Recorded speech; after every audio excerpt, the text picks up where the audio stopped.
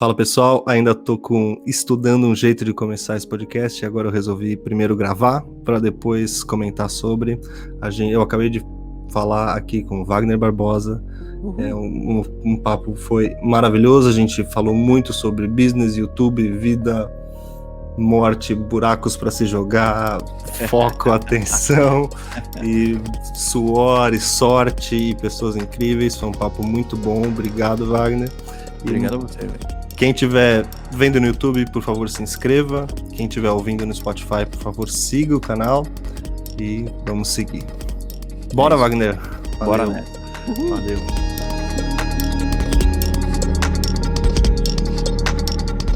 Fala, Wagner, beleza? Uhul. Beleza, velho? Como é que você tá? Muito bem, obrigado pela moral aí. Seu tempo tá super escasso. Não, mas de todo mundo, né, velho? Na pandemia a gente passou a trabalhar muito mais, né? Não é louco isso? Você tá Muito trabalhando direto, né? Eu me peguei trabalhando das 8 às 2 da manhã, assim, direto. E daí você fala, Sim. meu, esse pack também dá vontade de repensar isso, não dá?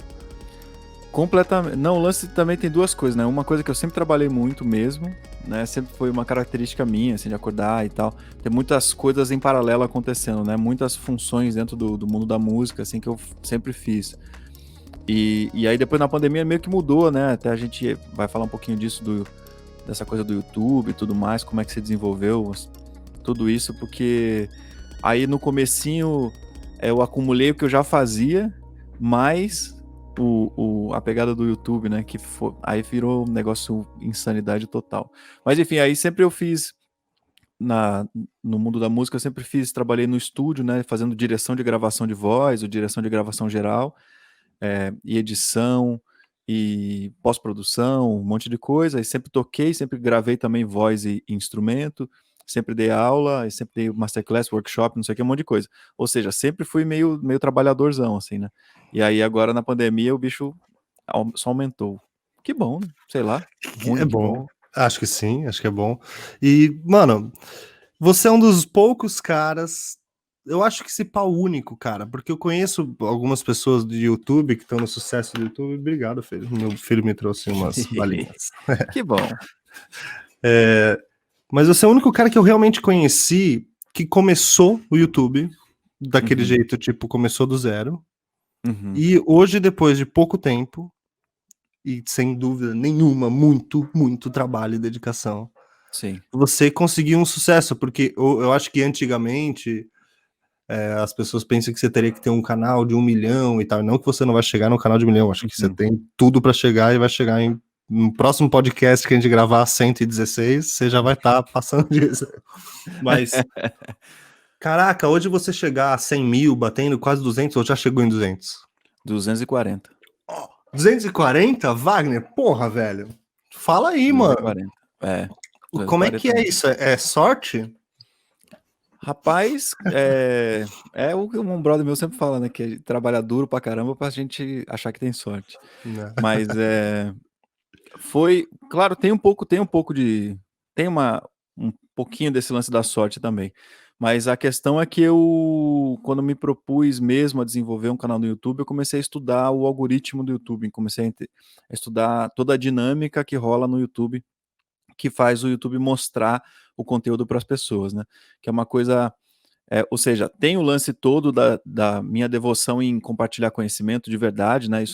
Isso tá nítido sempre, eu sempre estou pensando nisso e repensando toda essa função que é ser professor, que é compartilhar conhecimento, que é ajudar as pessoas a se desenvolverem. No caso da voz, né, que é o canal sobre técnica vocal, ajudar as pessoas a cantarem melhor, mas também tem muitas coisas, né? Tem autoestima, tem um monte de coisa misturada com isso que está sendo levada ali no canal, né? Está sendo diariamente divulgada e espalhada como mensagem, né? De uma tentativa minha, de verdade, de ser generoso em compartilhar o conhecimento que eu fui adquirindo com o tempo e que no Brasil é muito difícil da gente achar, né?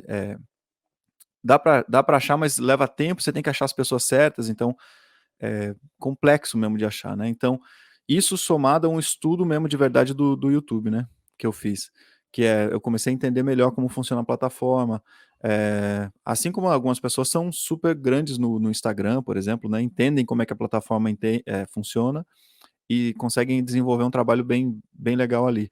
E aí o que eu fui fazendo foi entendendo a importância das thumbnails, né, que são aquelas miniaturas, a importância das palavras-chave, do tipo de conteúdo, do roteiro do vídeo, né, que o YouTube é uma televisão, é um jeito de pensar de televisão. E tem uma roteirização específica para o YouTube, que eu comecei a estudar também, aprender, para você entregar o conteúdo que você quer, você fazer direitinho o que você está pretendendo fazer, mas também ter toda uma lógica da pessoa ficar com você ali, né, dela confiar em você, de desenvolver o que a galera chama de autoridade, que é até um nome meio estranho, né? Mas no sentido da pessoa confiar, né? E ficar ali no vídeo com você, às vezes 10 minutos, às vezes meia hora, dependendo do vídeo, às vezes numa live a pessoa fica uma hora, fica mais de uma hora, meio confiando no que você está dizendo, né? Porque é muito doido. O YouTube hoje me parece uma coisa um pouquinho menos pessoal do que o Instagram. Eu imagino que quando você tem um Instagram enorme, você também atinge esse pessoal. Mas parece que existe eu acho que é uma contradição. Existe uma distância no YouTube, então, tipo, onde você encontra os comentários mais loucos, onde você sente que você está falando com uma pessoa, quase um artista, quando o canal é grande, né? Tô falando com uma pessoa pública, né? Eu acho que o YouTube tem essa cara de público, mas ao mesmo tempo, eu queria ver com você o que você acha disso, me parece que o Instagram, o YouTube, ele cria uma audiência muito mais verdadeira, uma relação muito mais verdadeira com a própria audiência, a galera que tá sempre nas suas lives, aquele comentário que você sabe que sempre tá lá, isso faz sentido? Faz sentido pelo próprio pensamento da plataforma, né? Porque o Instagram e o Facebook são redes sociais de relacionamento, que é diferente, né? Ou seja, por exemplo, você, Pedro, eu te conheço e tal, a gente gosta mais ou menos das mesmas coisas.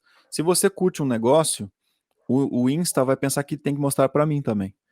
Ou seja, por relacionamento, o que você gosta, provavelmente eu gosto. E o que eu gosto, provavelmente uma rede de amigos gosta, e assim vai indo. E o YouTube, ele funciona por interesse, o que é diferente, né? Então, a pessoa que está interessada em cantar, que está interessada em técnica vocal, que está interessada em, sei lá, qualquer assunto, em culinária e tal, ela entrou num vídeo, a partir daquele momento o YouTube começa a mostrar mais vídeos daquele assunto para a pessoa. Né? Não tem aquele negócio que a gente sempre conversa, que é uma loucura, que você um dia falou assim, estava conversando com os amigos, eu vou planejar uma viagem para a China. E aí no dia seguinte começa a aparecer no seu e-mail, viagem para a China, promoção de viagem para a China, aquela coisa toda que é uma da lógica da plataforma, né, do Google, do YouTube, enfim. E aí o que acontece pelo interesse, como você estava falando, né, que o YouTube tem essa diferença mesmo de num primeiro momento, ser um pouco mais distante.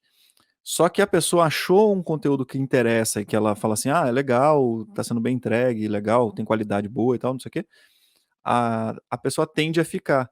Porque também, de novo, né, o YouTube, ele sempre, se eu coloco um vídeo novo, ele manda um e-mail para as pessoas falando, você é inscrito nesse canal, inscrita nesse canal, chegou um vídeo, um material novo lá.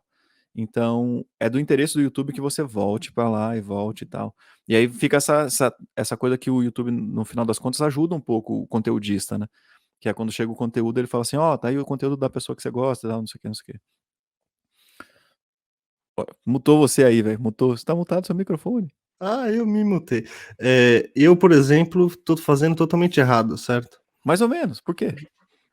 Porque a porra do nome do podcast é Miscelânea, tipo, eu falei com você, eu falei com o Ale, são os únicos que estão juntos, mas eu falei com o Fernando, que é um cara de educação à distância, falei com a Joyce, que é uma moça de comunicação e educação também, talvez tenha essa ligação, mas falei com o Dunker, que é um puta psicólogo, falei com o Cláudio, que é palhaço.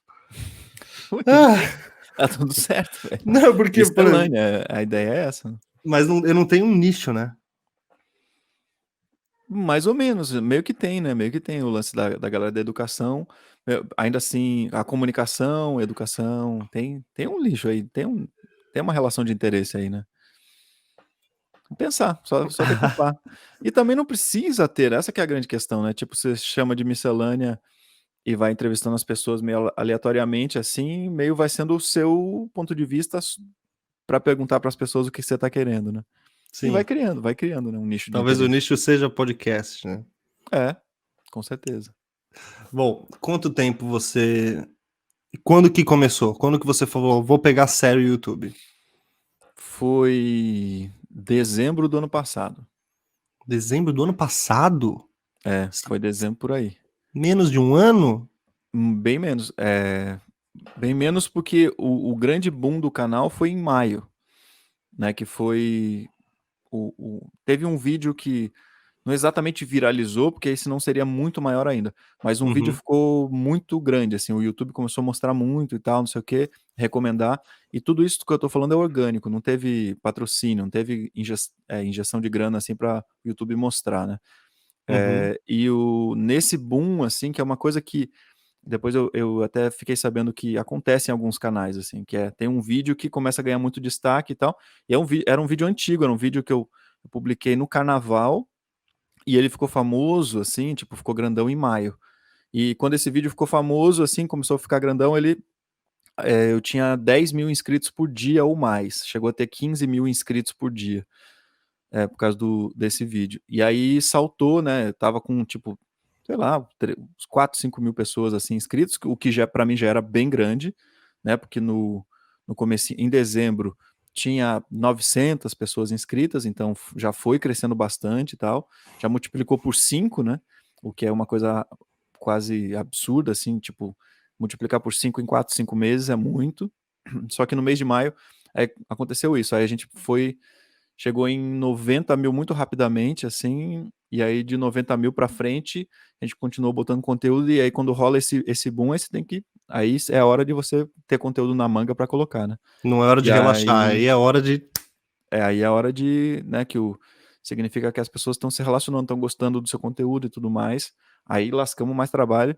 Aí agora estamos de maio para cá, a gente tá em outubro, né? Tá com 240 mil. Crescendo mais ou menos 10% por mês. Então vai chegar em 300 mil em 15 dias, mais ou menos, né? Bastante coisa, velho. É muita Caraca, eu coisa. não pensava que tinha sido tão rápido. Na minha cabeça tinha sido demorado um pouco mais, assim, e Foi já era rápido mesmo. muito rápido. Que incrível, velho. Foi Que muito rápido. incrível. E É você até não. maluco isso. É até Manda aí, manda aí. maluco. Não, é até maluco o lance que você tava falando de, tipo, se tornar uma pessoa pública, não sei o quê. Pra mim não tem essa sensação. E também, tipo, a gente tá trancafiado, né? Não Uhum. pode sair muito, assim. Mas eu nem sei o que que isso significa, sabe, no dia a dia, assim, de você sair na rua e falar com as pessoas e tal. Porque é um número grande de pessoas, né? São Porra, milhões, imenso. milhões de visualizações, assim, né? Ainda de gente que não é inscrita, né? Que vê os vídeos e que, sabe, de repente ficou aparecendo uma live, alguma coisa assim. Mas tudo bem, sei lá. Não sei como é que eu vou lidar com isso ainda. E é um número enorme. É um número imenso se você nichar. Se você perceber É, que quase 300 mil pessoas que cantam ou que querem cantar ou que querem preparar sua voz, locutores, enfim, sim, pessoas que trabalham com a voz, mas imagino que seja a maioria seja cantores mesmo, né? sim. Porra, velho, daí fica imenso, porque quantos existem no Brasil? 1 milhão, 2 milhões? Sei lá, Pois é. três? Esses 300 tá no seu canal, é incrível. É muito louco. É muito louco. Não, e com o canal também eu percebi uma coisa que eu achava, mas eu só achava, não tinha certeza, né? Que é cantar é o sonho de muita, muita gente, né? Muita gente. Né? Tem muita, muita gente que às vezes nem imagina que tem o sonho de cantar, mas tem. Nem que seja, sabe, de assim, pegar o violão em casa e cantar, ou colocar um karaokê, sabe, assim, em casa, assim, para dar aquela relaxada, aquela curtida, ou soltar a banda preferida, ou o artista preferido e sair cantando junto e, tipo, ser ok, assim. Uhum. Então, não é à toa que tem The Voice na televisão no horário nobre, né, ocupando vários horários da grade da Globo, assim, porque faz sentido, né? As pessoas veem naquilo uma relação de vontade de estar lá, né? Conseguem se imaginar naquela posição. E aí estamos nessa. É uma coisa que eu caio. Depois que caiu a ficha pra mim, eu falei, nossa, gente, é muito louco É isso. muita gente. E você mudou você tem alguma nova percepção diferente da que você tinha antes em relação ao cantar? De ver tantas pessoas diferentes que estão Sim. ali com você e tal? Eu penso, aí só pensando como, né, como educador, como professor, eu vejo que é uma grande porta de libertação, né? É uma grande porta de libertação. Parece meio bobão, meio clichêzão, mas é que primeiro, a voz é identitária da gente, né? Então, A pessoa vê na voz dela uma certa identidade, né? A voz traz traços psicológicos, a voz tem muitas coisas. E uma vez que você começa a conseguir cantar, mesmo que seja, você fala assim, não conseguia tal coisa, e daqui a pouco você começa a conseguir. Isso Uhum. traz uma libertação, a pessoa fala, pô, eu consigo, né? Eu posso dar o próximo passo. E em relação ao canal, de repente, a pessoa pensa, putz, eu não tinha essa informação, e agora eu tenho. Né? Ou agora começo a ter essa informação, vislumbro ali, tô vendo que há um caminho a ser caminhado aqui para chegar num outro objetivo, de repente, que eu não sabia que poderia fazer. E nesse sentido, eu acho, velho, sensacional. É muito louco, porque quando começou a pandemia, pouquinho depois, assim, que eu comecei a fazer várias lives e não tava pensando nesse lance do algoritmo do YouTube. Eu falei, velho, eu vou fazer porque eu quero espalhar um pouco o que eu sei para as pessoas, né? O que eu pensei foi, pô, a gente sempre fala, né, em relação ao Brasil, o Brasil precisa de mais educação, o que vai mudar o Brasil é educação, educação. Eu falei, pô, eu sou detentor de um conhecimento enorme que eu investi, pô, minha vida inteira, e se eu posso ajudar as pessoas com alguma fagulha de educação dentro da música, né, dentro da voz, por que que eu não vou fazer? Por que que eu não estou fazendo ainda? Né? Então eu falei, vou fazer, vou levar o que eu consigo, as pessoas vão praticar, vão melhorar e tal, e depois a gente vê no que dá. E aí o canal foi crescendo e essa informação tá chegando para mais gente, né? Você, em um curso seu, você fala uma coisa na primeira aula que é muito incrível, e eu acho que como se pá, o meu público talvez seja uma galera muito de educação, mesmo que seja numa área um pouco abrangente, acho que isso você pode passar para um monte de gente. E você divide, você vai saber melhor que eu não vou lembrar, as quatro maneiras de aprender algo não sei se é esse o título, mas você sabe o que você não sabe, como é? Você sabe isso de cor? São 4 níveis de competência, né? Deixa eu Vou fazer até aqui. botar você inteiro aqui. Tá. Então, são 4 níveis de. Pensando nas competências da gente, né? São 4 níveis, que é incompetência inconsciente, ou seja, você não sabe que você não sabe. Né? Tipo, no caso do cantar, é tipo alguém que canta desafinado, mas não sabe que está desafinando, porque não tem, né, conhecimento ou informação suficiente para isso. Então, não sabe que não sabe. Isso se aplica a qualquer coisa, andar de bicicleta, cantar, qualquer coisa. Aí tem incompetência consciente, essa é a segunda fase. Então, na primeira fase, você não sabe que não sabe. Na segunda fase, você sabe que não sabe, né? Você, de repente, se for cantar, tá cantando, começa a desafinar, fala, ih, tá desafinado. Porém, você não tem as ferramentas ainda para melhorar, para ajustar a questão. A terceira fase, vamos ver se eu consigo mexer esse dedo sozinho, que é esse aqui, ó. Yeah. Menino, muitos anos de violão. Que é essa terceira fase, é a competência consciente, que é você saber o que você sabe. Parece óbvio, mas não é tão óbvio assim quando a gente está estudando, né? Que é você saber, falar assim, agora eu já consigo, nesse exemplo, eu já consigo cantar afinado, e se eu desafino, eu consigo corrigir. Né? Então a gente passou do incompetência consciente para incompetência consciente, agora competência consciente, e agora competência, o menor dedinho, mas é o mais legal de todos, competência inconsciente. Competência inconsciente é aquela pessoa que faz, tá certo, e a pessoa nem se dá conta mais. Isso pode ser por aprendizado empírico, né? Ou pode ser por quantidade de estudo. Aprendizado empírico, por exemplo, no caso do cantar, a pessoa canta desde criança, cantou na igreja, cantou com os pais, aprendeu com amigos e aprendeu super bem.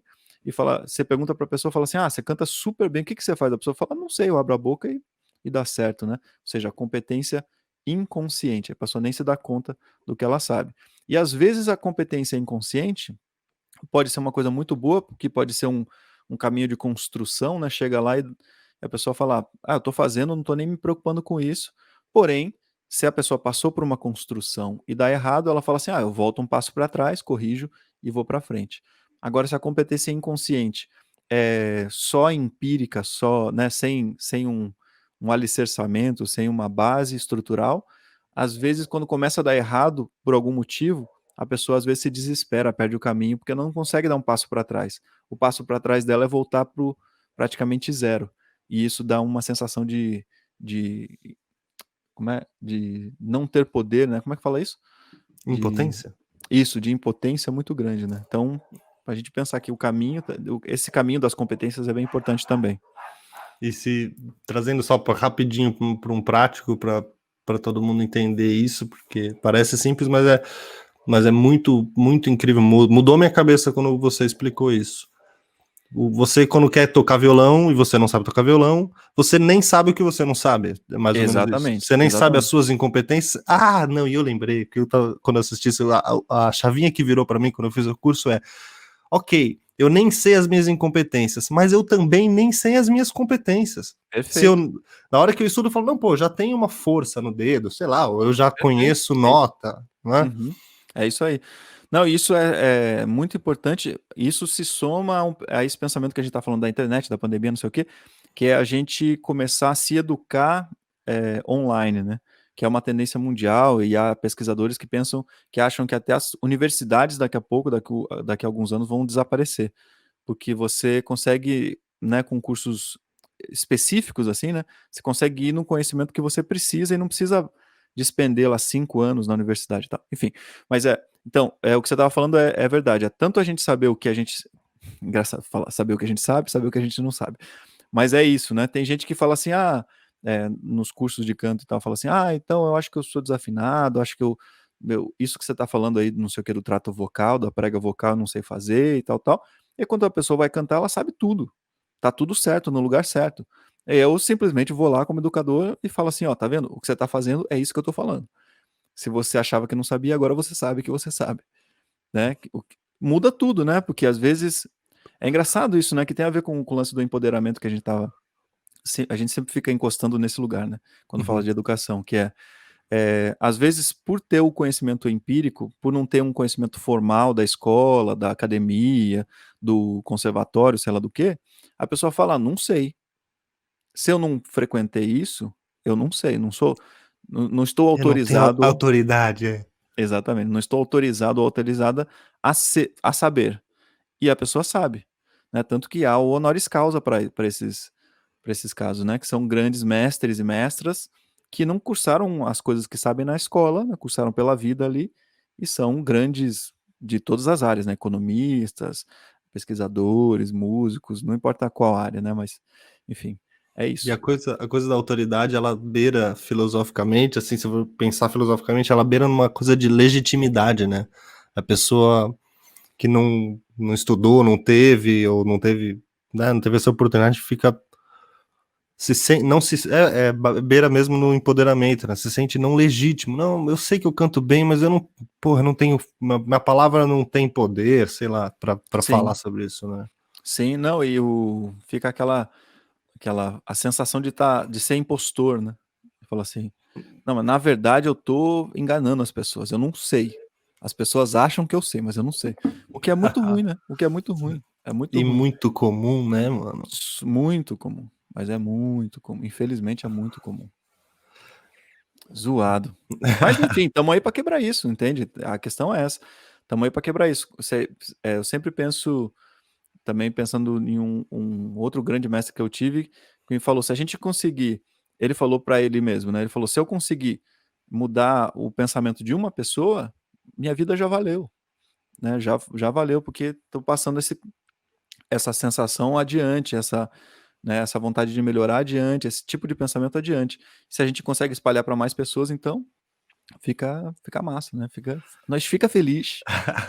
Eu sei que você já contou essa história muitas vezes, mas eu queria ouvir de novo. A gente pode até pensar em que talvez beira um pouquinho a coisa da sorte, mas sem dúvida nenhuma não tira todo o esforço e determinação que você teve. Mas a sua formação, a história da sua formação, ela é muito incrível, né?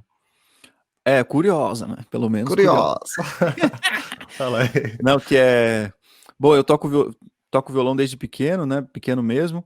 É, comecei a estudar tocando flauta doce, na verdade, aquela coisa. Foi um rapaz lá na escola, eu era pequenininho, vendendo flauta doce e tal. Minha mãe comprou pra mim. E aí minha mãe achava horrível o som, irritava ela por algum motivo, ela não gostava. Ela falou assim: mas se eu te der um violão, de repente, se você gostar de violão eu gosto do som, então vou.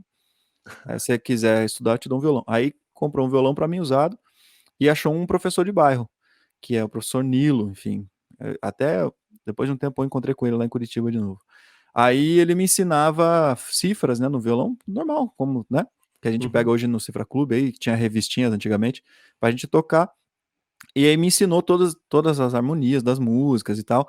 E aí, logicamente, como eu tava fazendo isso, eu tinha que cantar. E aí comecei a cantar meio pelo violão, né? Não tinha grandes.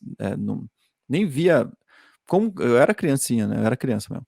Então, mas eu não via ali uma coisa super assim de cantar e tal. Eu cantava para acompanhar, tocar o violão e cantar.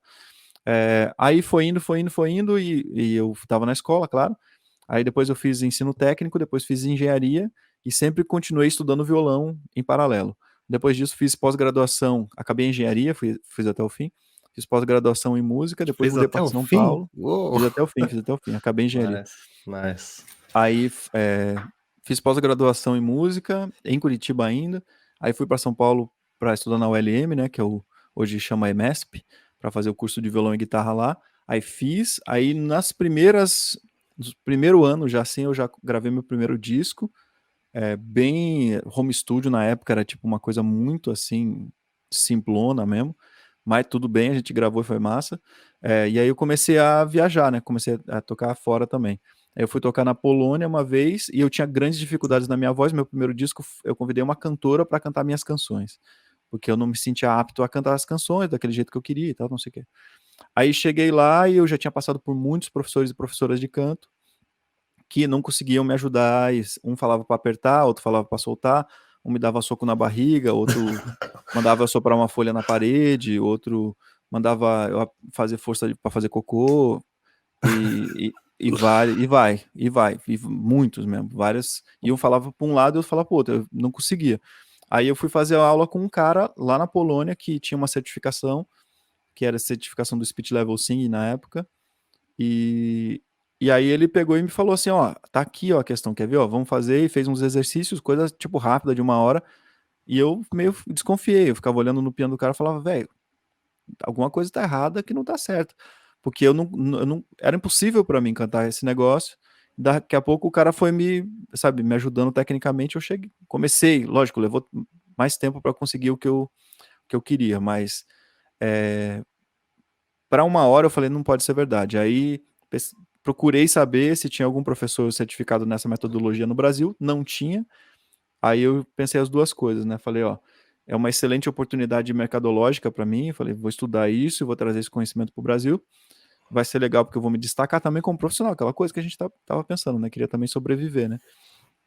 E vou ter que estudar inglês, porque é tudo em inglês. Vou ter que estudar piano, que eu não tocava quase nada. O que era massa também, porque eu sempre gosto de ter motivo para estudar, então vou estudando. E aí pronto, fui um dos primeiros, na verdade o primeiro, fui eu e o Rafa Barreiros ao mesmo tempo, né? Os primeiros brasileiros a ter essa certificação oficialmente. E aí depois disso começou a minha carreira de preparador de voz, que juntou a minha bagagem de música toda que eu tinha, mais essa formação de técnica vocal, né? Então aí eu comecei a trabalhar com produtores, com Alice Siqueira e tal, e a galera começou a gostar porque eu juntava essas duas coisas.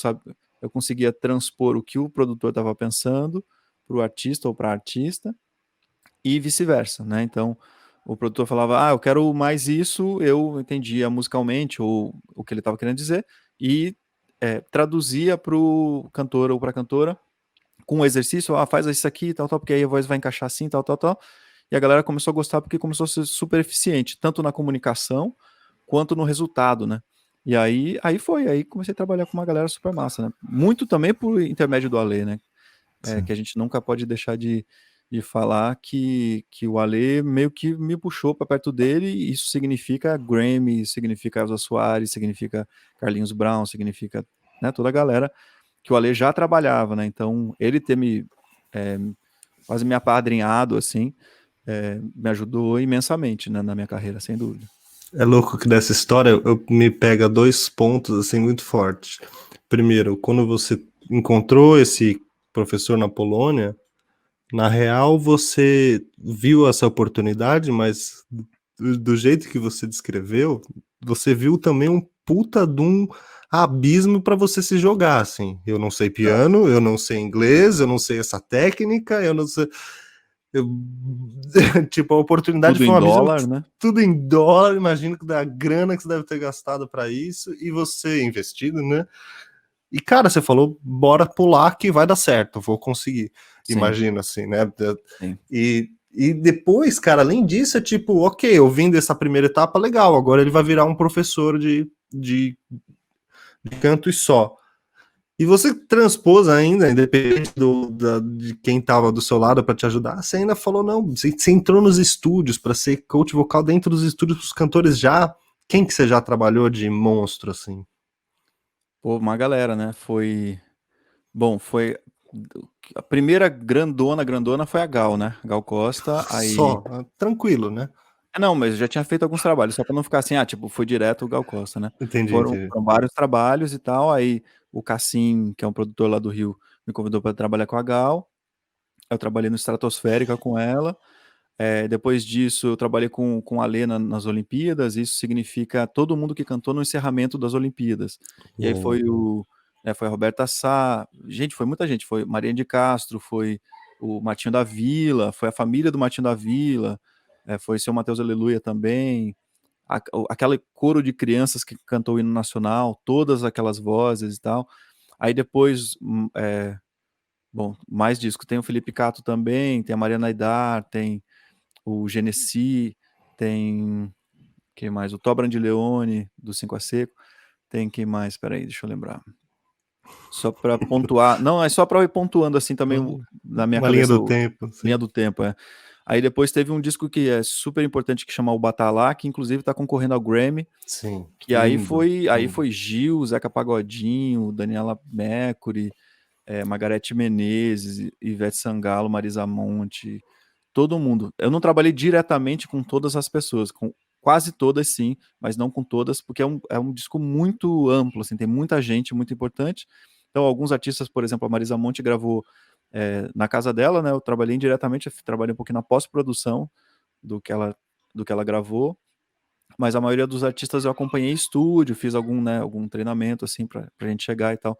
Enfim, muita gente muito muito da pesada.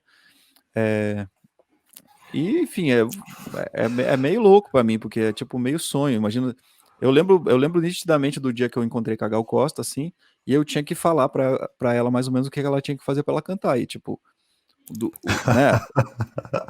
Mais ou menos, não é bem isso, né? Não é bem isso, porque não é, Claro. não é bem essa função. A minha função era fazer alguns exercícios para facilitar, né, para ela cantar tranquila e tal, aquela coisa toda. Mas de certa forma tinha uma direção vocal também de falar, ó, mais por aqui, mais por ali. E aí, tipo, você fica pensando, o disco da Gal, sei lá, de 82, eu nasci em 80, o de 82 é tipo uma monstruosidade, assim, uma joia da música brasileira. E aí depois vou eu lá, que nasci em 80, e ela em 82 já tinha feito esse disco, lá na frente fala assim, não, Gal, por aqui, por ali, por acolá. Como é que Aí, facilita isso, cara? Porque eu trabalho muito com facilitadores, assim, sim. informação de facilitadores. O que que você diria para facilitadores em geral? Como é um rolê de como chegar? Como. Sim, sim. Primeiro de tudo, tem uma coisa que parece, ó, veja, eu vou falar e vai parecer arrogância, mas não é, que eu vou Ok. explicar, tá? Que a primeira é, não chegue na pessoa como fã, né? Explica direito isso aí. Sim. Porque como fã beleza pra Gal. Bom, explica aí. Não, é porque, imagina, você vai chegar, tipo, tá Gal Costa, certo? Gilberto Gil, seja lá quem for, Beyoncé, não importa quem. Se você chegar, né, pensa o seguinte, as pessoas que têm uma carreira, que são públicas, elas são, todos os dias tem gente chegando nelas na rua, querendo uma foto, querendo não sei o quê, né? E aí, quando essa pessoa é abordada, quase vira uma personagem, né? Tipo, sai da pessoa física e entra na pessoa jurídica, né? Uhum. Então, se a gente chega imediatamente e fala assim, nossa, eu sou muito seu fã, eu sou muito sua fã, não sei o quê, você coloca uma barreira que deixa seu trabalho um pouco mais difícil de acontecer, né? Com isso, não estou dizendo que não há, né? Você não tem que mostrar uma admiração e tal, mas na medida do respeito, porque se você está trabalhando com uma pessoa pública e tal, significa que você tem capacidades e competências que vão ajudar no processo. E aí, se Porque do você lado deles pode ser uma coisa tipo, pô. Mais um fã, né? Tipo, Exatamente. e faz todo sentido, né? Porque Porque afasta você, né, nesse sentido vai te afastar do trabalho que você vai fazer com a pessoa. Aí depois tudo bem, mais pra frente, óbvio, né, que eu sou fã da Gal, eu falei: "Putz, Gal, eu sou muito seu fã, acho que você imagina isso e tal, conheço todos os seus discos". Ela falou: "Ai, que legal, não sei o quê". Mas mas não no primeiro momento, porque isso gera um distanciamento, gera um afastamento. E aí isso é importante, e é importante para qualquer profissão, eu acho, né, como você estava falando da facilitação. Se você vai trabalhar com um grande economista, com, né, pessoa que, né, tem um know-how, assim, tem uma certa notoriedade no mercado e na vida, se você se coloca imediatamente como fã, você perde um pouco a conexão, ou perde a possibilidade de conexão, porque você vai ter que dar uma voltinha para a pessoa entender o que você está se propondo a fazer, e não que você está ali meio de papagaio de pirata para, entendeu? Buscar uma foto, não sei o que e tal, tal. Sim. E a segunda coisa, eu meio que falei as duas coisas, mas de todo jeito. A segunda coisa, especialmente falando do trabalho com a Gal, é que a Gal é uma das pessoas mais fantásticas que eu já conheci na minha vida, sabe? É uma pessoa muito tranquila, muito aberta, joga muito positivamente para que tudo dê certo, né? Então não tem melindre, sabe? Não tem uma coisa assim, eu estou num outro lugar, assim, que também pode acontecer, especialmente com grandes nomes, né? Mas que felizmente não aconteceu, e aí isso facilitou muito. Foi bem fluido o trabalho, bem tranquilo, assim. Para mim, vários desafios, mas desafios bons, assim como a gente tem em qualquer profissão, né? De tipo, você se depara com uma coisa que você ainda não sabe resolver, não sabe resolver tão bem, e você aprende ali, né, no fazer e tal, e achou uma solução e a coisa funciona e tal. É, então, mais ou menos por aí. Se eu lembrar depois, se tinha uma coisa diferente disso, eu retomo aqui, não tem problema. Legal. E trazendo pra gente não famosa, assim, por exemplo, um professor, porque eu acho que isso traduz muito uma linha tênue de um professor, por exemplo, que para mim, no fundo, todo professor é ou deveria ser um facilitador. Essa é uma linha tênue entre você saber chegar com respeito e aberto para as possibilidades que o grupo traz, mas ao mesmo tempo você precisa, a palavra é horrível, mas você precisa impor de alguma forma um respeito, entre aspas, para dizer, ok, mas eu também tenho um plano Uhum. na verdade, assim, confiante que o meu plano vai dar certo, galera. Sim. Sabe? Faz sentido isso? Faz total. Não, faz total.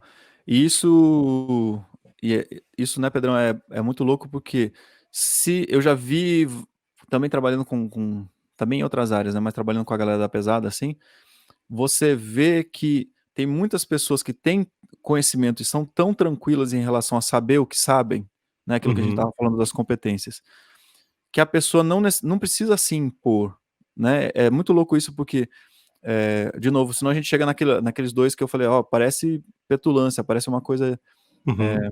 né, de querer se impor pela força, meio assim, arrogante e tal.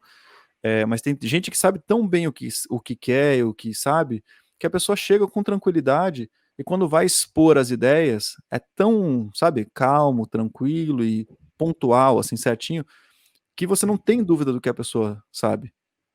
E eu acho que Porque nesse ponto eu vejo que professores e facilitadores, e me incluo eu, a gente tem que aprender todos os dias, que é saber muito bem o que a gente sabe, ter clareza disso, mesmo que seja esse plano, como você falou, né? A gente tem um plano né? Se você vai apresentar para um grupo, para um time, para uma sala, para uma turma, ele está tão claro, tão nítido e tão tranquilo assim, que você não precisa impor, sabe? Assim, você fala assim, ó, ó, tá aqui, ó, vai dar certo. você acha que a galera sente a sua postura? Assim, a sua postura demonstra essa confiança? Rapaz, eu acho que sim. Eu acho que sim. Aí não sei exatamente porque não sou eu fora de mim. Mas a sensação que eu tenho é raríssimos casos assim, não é, sabe, de tipo, peraí, deixa eu ver o que vai acontecer, né? Porque, enfim, aí também tem tudo isso, né? Tipo, vem um currículo junto, né? A pessoa fala, putz, tá, tem uma preparação séria, um músico, já trabalhou com esse e aquele nome, então tende a ser assim. O que é muito louco, inclusive, eu tava falando sobre isso, que isso pode até virar contra, o feitiço virar contra o feiticeiro, né? Que é quem já tá assim, quem já tá, né, com uma carreira desenvolvida e tal, não sei o quê, a pessoa se deixa levar pelo que vai dar certo, sabe assim? No sentido de não ficar se policiando e falando, ó, talvez não dê certo, viu? Sabe assim? A pessoa fala, não, eu sei, vai dar certo. É o ponto que, tipo, esse ponto que eu falei da segurança passa do ponto e começa a virar arrogância de novo. Certo. E até uma ingenuidade, né? É. Tudo vai dar certo. Não, Não, vai dar certo, beleza. vai dar certo. E na verdade eu sempre penso que vai dar errado. Ah, Eu, uau, eu eu, nunca eu, eu- pensaria, pensei que você era um super otimista. não, eu sempre penso que vai dar errado. Eu sempre penso que vai dar errado. Te juro que eu penso que vai dar errado. Então, como é que você sobreviveu de dezembro até maio com o seu canal do YouTube não estourando? Porque postando Não, todo dia e mas. toda a energia que É. você botou lá. Não, mas a questão é,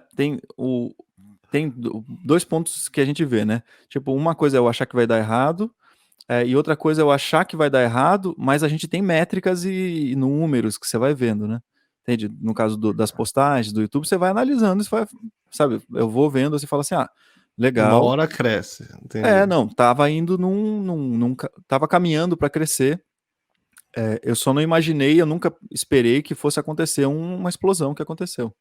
Uhum. Mas eu pensei, tá crescendo e vai continuar crescendo, né, modestamente, né, sei lá, 100 pessoas por mês, ou de repente 200, de repente 300, e aconteceu de ter esse boom, e depois disso começou a ter muito, muito, muito mais gente por mês, se inscrevendo todos os dias, aliás, né, muito, quando tá em alto, assim, no canal chega a ter entre 50 e 60 mil visualizações a cada 48 horas, o que Putz. é muita coisa, muita, Uou. muita coisa. Não, entende? Passa do real. Você fala assim, não dá para imaginar esse número. É tipo uma cidade inteira vendo o conteúdo todos os dias, né? E eu não te imagino eufórico quando isso aconteceu. Faz sentido isso? Você, tipo, eu imagino você falando, ok, agora começou o trampo. Não, tem uma euforia, tem um lance, né, Rolou, também. rolou. Tem que comemorar um pouquinho, né, velho? Porra, como é que você não comemora o negócio? Tem que comemorar, né? Porra. Gol, né, mano? É tipo, Porra. porra, ainda bem, chegando. Deu certo. Não, quando começou a rolar, mas honestamente, o que aconteceu nos primeiros dias do boom, assim, eu falei, gente, sabe, para onde é que vai isso, né? Porque isso começa a ter outro caráter, assim. Eu já fiquei pensando nos desdobramentos disso. Então, por isso que eu tô falando que eu penso que vai dar errado, sabe? Assim, eu falei, peraí, mas Uhum. depois disso, o que pode acontecer? Como é que a gente controla, não controla no sentido de ter o conhecimento total do que vai acontecer, mas, tipo, né? As pessoas vão chegar, vai ter muito mais comentário nos vídeos, como é que eu vou responder, né? E já começa a pensar assim, eita, não vou dar conta. E depois acabou que não deu conta mesmo. Tem vídeo que tem, sabe, milhares de comentários e tem milhares de comentários por todos os dias. Que É, demais. é muito doido, é muito doido. É irreal, assim, é uma coisa muito louca. E aí é engraçado isso, porque é diferente por exemplo, de uma carreira de um artista, né, que, sei lá, como a gente tá falando do Gil. O Gil, provavelmente, por algum caminho, ele recebe milhares de mensagens, mas não é focado, né, sacou? Não é tipo a Pode pessoa vê o crer. vídeo e tipo, não, mas aqui eu tenho uma dúvida e tal, não sei o que, nossa, que legal, me ajudou muito, nossa, obrigado, ou putz, deu errado, isso aqui, isso é mentiroso.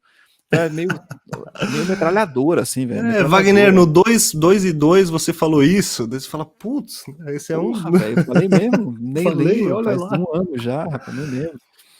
Porque então, daí a gente volta para aquela conversa. O youtuber, você pega e você abre o seu YouTube, você posta, e daí você tem comentários para você, é uma mídia em você, né? É, É diferente mesmo de antigamente de alguém famoso na televisão, que seja o sim, Gil, por exemplo, né? sim. Que é muito louco, velho. Honestamente, não sei, assim, tenho refletido bastante sobre isso, de verdade, bastante mesmo, porque tem um grande poder, como a gente estava falando da educação, de não se sentir imune, sabe, assim, à sedução de a fama, não sei o que, tal, tal. Então, eu tô sempre pensando de novo, tipo, qual que é a forma que eu consigo ajudar mais as pessoas, como é que eu posso continuar entregando conteúdo super legal para as pessoas nesse formato YouTube, né, nesse tipo de vídeo e tudo mais, para não me deixar seduzir pela fama, entende? Sim, Porque é fácil também você falar assim, não, tô grande, tô famoso, 250 mil pessoas no canal, tem não sei quantos sim. mil, não sei o quê. E não é isso, porque nunca foi, velho. Então, e É, espero que nunca seja, sabe? Assim, o lance é compartilhar conhecimento. uma vez a gente estava trocando uma ideia faz um tempo, e daí a gente estava falando sobre técnica e expressão, né?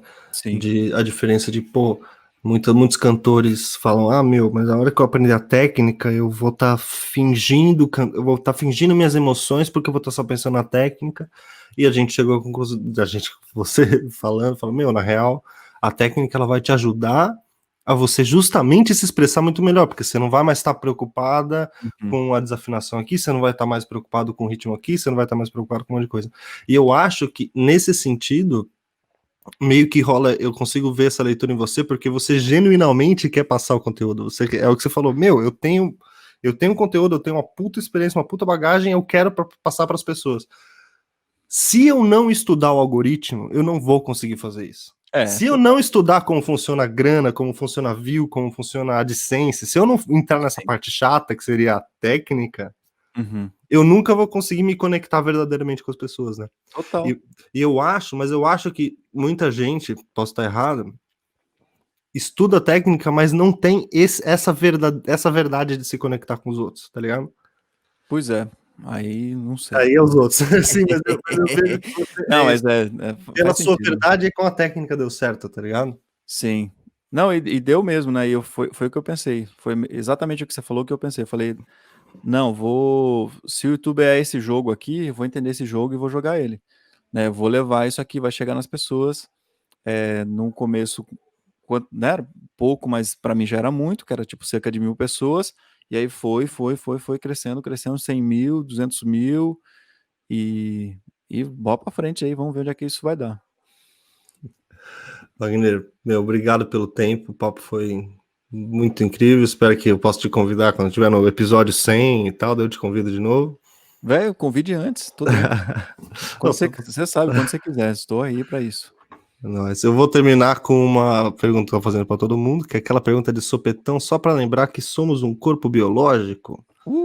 Wagner, você tem medo da morte? Rapaz, tenho. Como diz o Gil, né? Não tenho medo da morte, não tenho medo é de morrer. É... Mas tenho sim, com certeza. Não, Rapaz, é muito louco isso, né? E você sabe, depois que a gente tem filha, né? No meu caso, uma filhinha, a sensação de estar vivo muda de novo, né? Muda de novo, Total, porque, cara. né, não é mais estar vivo por si, né? Tem uma outra pessoa, tem, né, uma vida que depende da sua vida e tal. Então, tenho mesmo. Não tenho nenhum problema em dizer que tenho medo de morrer. Obrigado, velhinho. Valeu. Fechou. Obrigado, viu, velho? Obrigado você, mano. Bom descanso aí também. E eu vou daqui a pouco, tem uma live daqui a pouco, daqui meia hora. E você fez hoje uma, não fez? Fiz, não, tá uma pegada maluca aí. Depois eu te conto. Bora. Sorte aí, força. Parabéns pra caralho, Wagner. E obrigado. A todos nós, obrigado a você, velho. Você que começou também essa história comigo. Tamo junto, é nóis. Mano. Valeu, abraço. Miscelânea, substantivo feminino. Conjunto confuso de coisas diferentes. Mistura, misórdia. Abre aspas. Ele guarda uma miscelânea de objetos na gaveta. Fecha aspas.